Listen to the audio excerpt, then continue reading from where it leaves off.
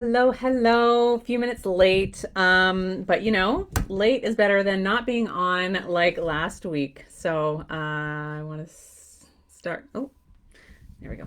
So I want to start by saying sorry, I missed last week. Things got a little bit crazy, and I could do something like blame the Mercury retrograde, but I'm not going to do that. I got really wrapped up in some work that I was doing, and I didn't show up. But here I am today, and I'm really happy to be hopping on to talk about the importance of rest when you want to cultivate joy. And it's really interesting. I think I mention this every time that when I'm about to have a live, there's something in the conversations that I have with the people around me that kind of sparks what I'm going to talk about. And so I was chatting with a very good friend of mine this morning, and we were talking about burnout and parenthood. I know that not everyone in this group is a parent, but a lot of you are. And there's something in the approach that I took in my own life as a single mom, which was to really take my time and focus on my career and my kids. And I'm not regretful at all that I did that. I'm really proud of how I handled those things. However, now that my children are adults and I have been, shifting and growing and figuring out what to do with this new space that I've got in my mind and in my being, it's like, oh, that it's like finding room for me again. And part of that includes realizing, number one, how tired I've been. And that's like I'll never stop being a parent. But, there are aspects of it that are really exhausting, right? There's a lot to carry, there's a lot of responsibility, there's a lot of other people to hold within your being. And what I did with that was, I kind of inched myself out.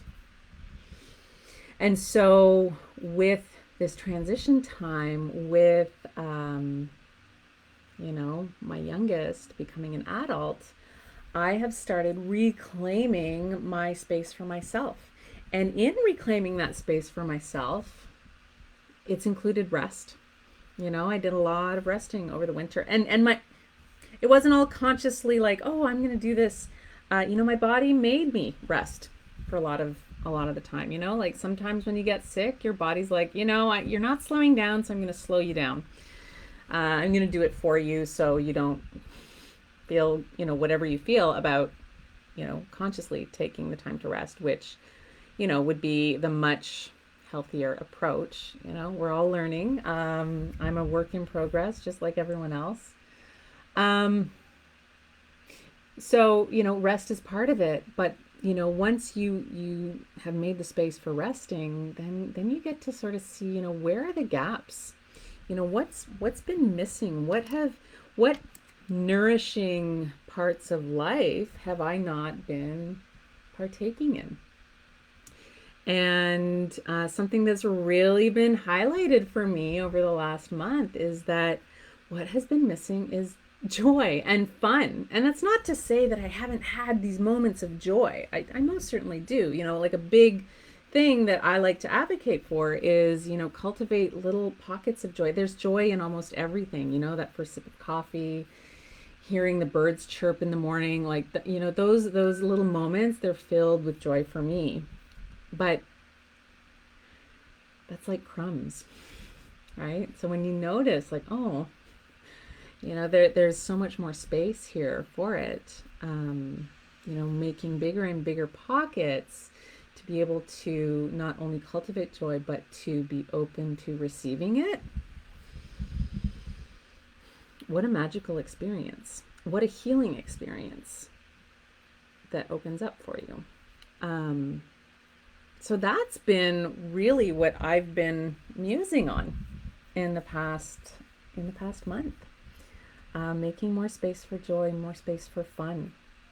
I'm in my mid 40s, and I realize that throughout my single parenthood, I put my fun on hold.